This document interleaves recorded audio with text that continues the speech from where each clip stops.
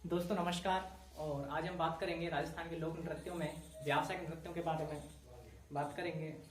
और अगर आपने हमारा चैनल अभी तक सब्सक्राइब नहीं किया है जीके विद MS दिवाकर, तो एक बार सब्सक्राइब कर लें और जो बेल आइकन है उसको एक बार दबा दें, जिससे कि आपको हमारे वीडियो के नोटिफिकेशन मिलते रहेंगे।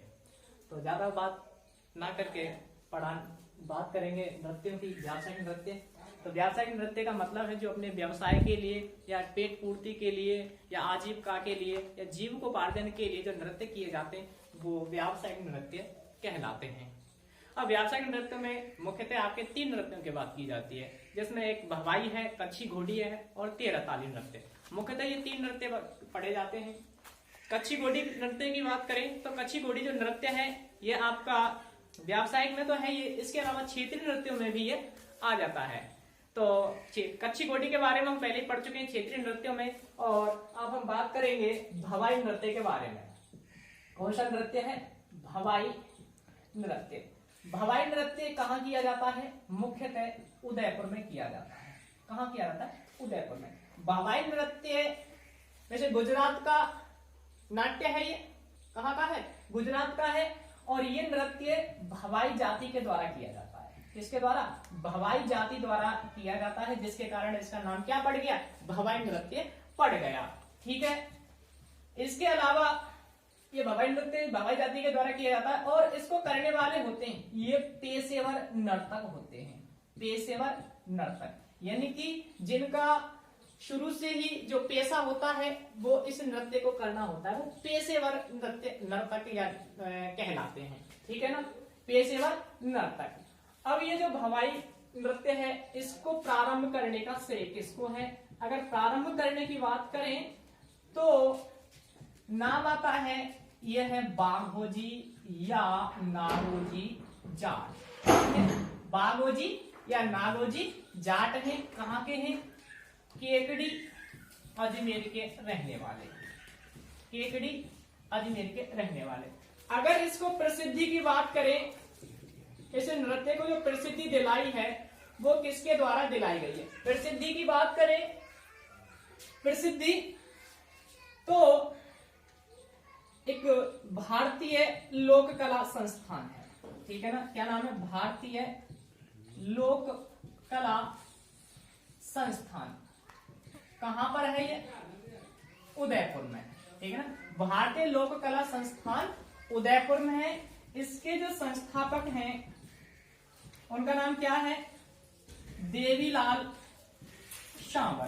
ठीक है ना, कौन है? देवीलाल शांवर है। इन्होंने एक व्यक्ति को अपने साथ लिया, ठीक है ना, जिसका नाम है दयाराम भील। क्या नाम है? दयाराम भील। और इस दयाराम भील के माध्यम से इस भवाई नृत्य को अंतरराष्ट्रीय ख्याति दिलवाई।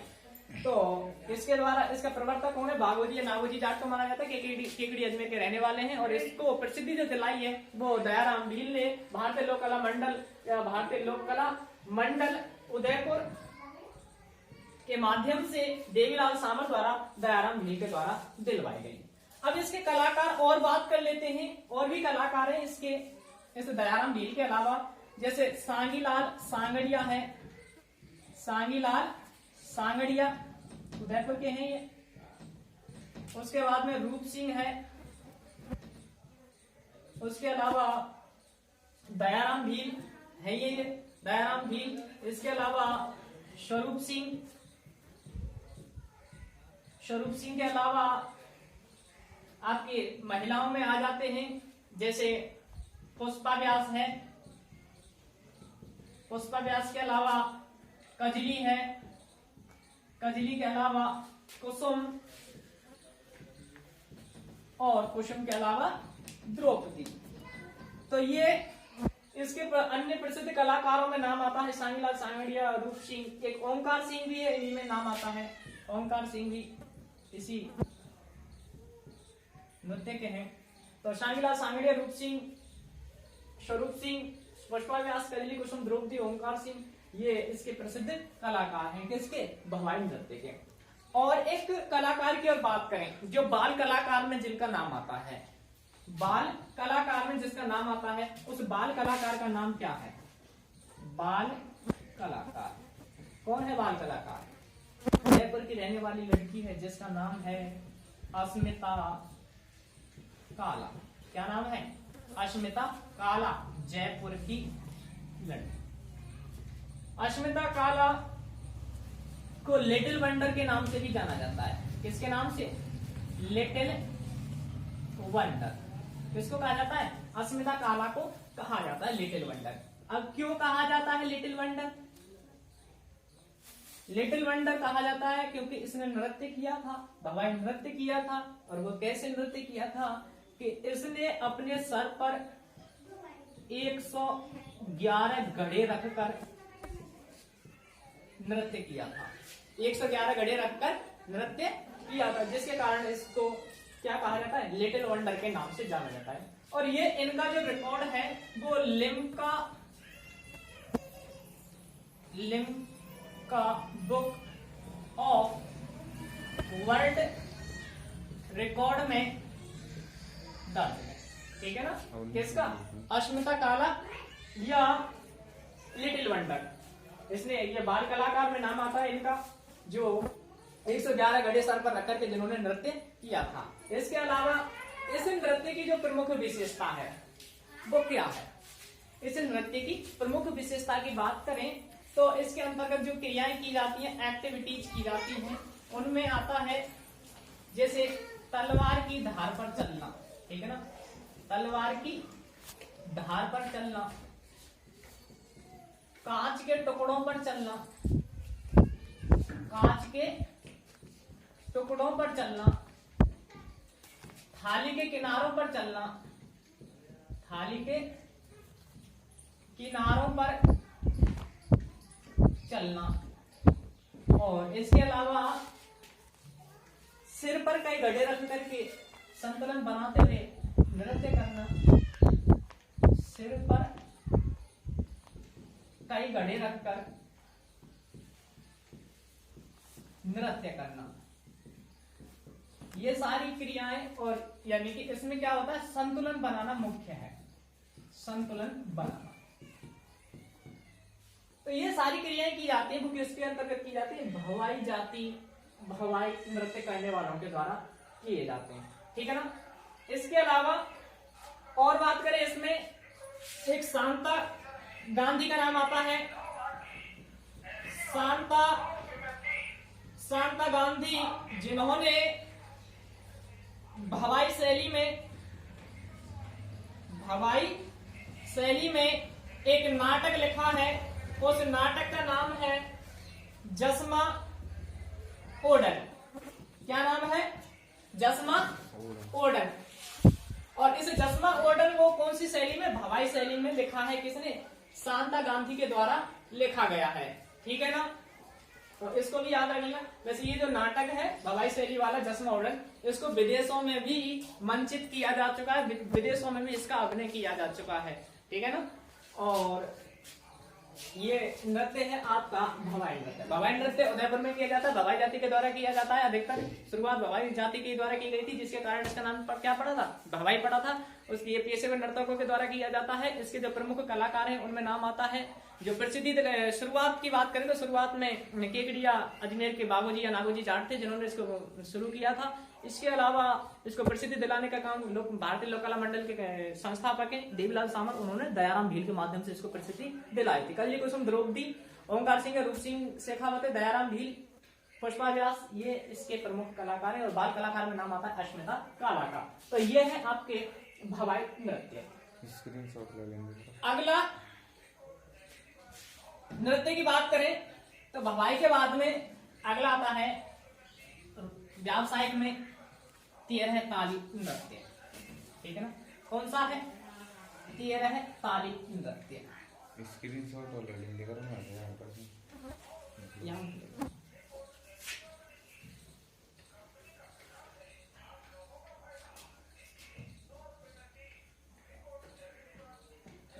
13 ताली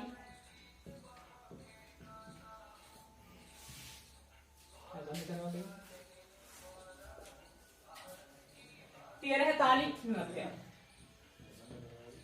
तेरह ताली नृत्य की बात करें तो ये मुख्यतः कहां किया जाता है? पागला पाली। पागला पाली वैसे इसका मूल स्थान है जहां से प्रारंभ माना जाता है इसको। इसके अलावा ये डीडवाना है, पोखरण है और इसके अलावा डूंगरपुर, ठीक है ना, डूंगरपुर, इन क्षेत्रों में किया जाता है तेरह ताली नृत्य। तो ये तेरह ताली नृत्य, अगर इसके नाम की बात करें तो तेरह शब्द है, ताली, ताली का अर्थ यानी कि ताल होगी किसी की और ताल किसकी होगी? मंजीरों की ताल होगी, ठीक है ना। तो तेरह मंजीरों की ताल और जिसके कारण इसका नाम है तेरह ताली। अब इस तेरह ताली की बात करेंगे कैसे होता है ना। इसको करने वाले होते हैं वो बाबा रामदेव के भक्त होते हैं, ठीक है ना। किसके? बाबा रामदेव जी के भक्तों द्वारा, रामदेव जी के भक्तों द्वारा। रामदेव जी के भक्त कौन है? इन्होंने रामदेव जी ने एक पंथ भी चलाया था जिसका नाम क्या था? कामड़िया पंथ था, है ना। कौन सा? कामड़िया पंथ। तो रामदेव जी ने कामड़िया पंथ स्थापित किया और कामड़िया पंथ के लोग हैं वो इस नृत्य को करते हैं।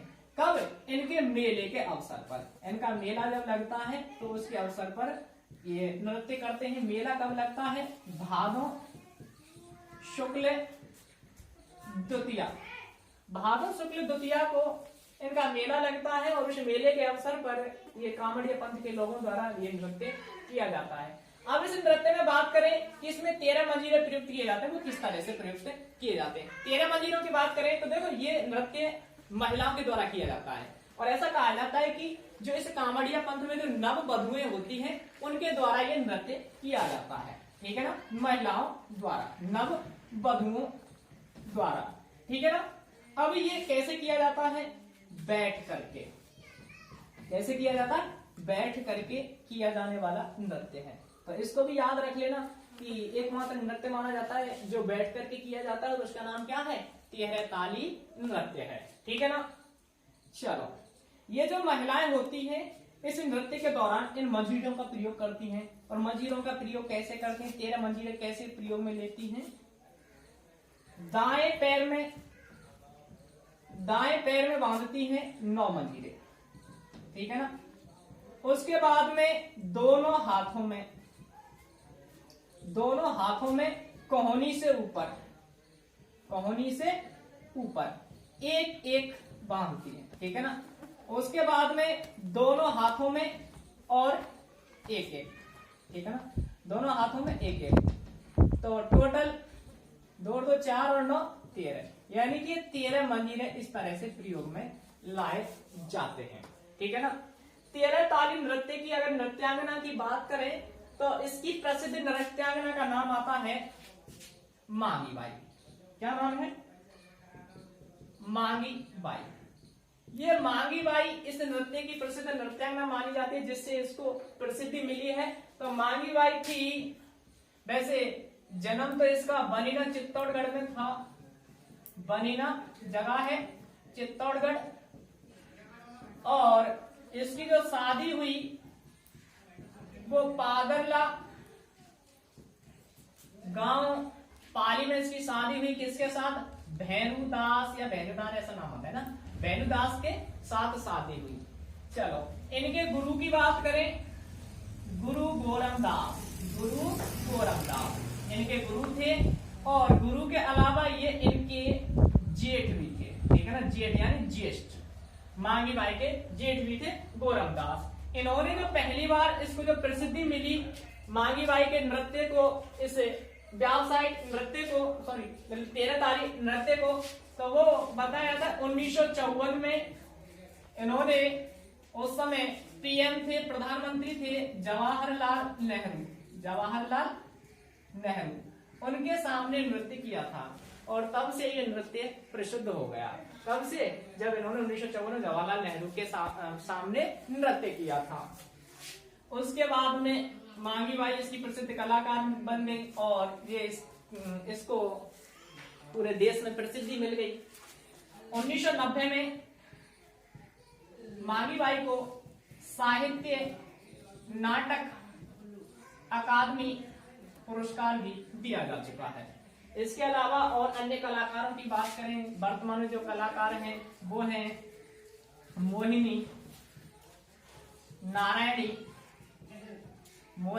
नारायणी, ये इसके और कलाकार हैं जो इस तेरह ताली नृत्य को कर रहे हैं। ठीक है ना। तो ये था तेरह ताली नृत्य 13 मजीनों का प्रयोग किया जाता है कांवड़िया पंथ के लोगों द्वारा बाबा रामदेव जी के मेले के अवसर पर किया जाता है। रामदेव जी का मेला कब लगता है? भादव शुक्ल द्वितीय को लगता है, जिसे बागेरी दूज के नाम से भी जाना जाता है। और ये इसकी प्रसिद्ध कलाकार है मांगी बाई, जो बनीना चित्तौड़गढ़ की थी, जिसकी शादी कहाँ हुई थी? पादरला पाली में इनकी शादी हुई थी। और ये इनके गोरमदास गुरु थे। और इस तरह से ये है आपके व्यावसायिक नृत्य। कच्छी घोड़ी नृत्य हमने कराया दिया है। कच्छी घोड़ी नृत्य आपके क्षेत्रीय नृत्यों में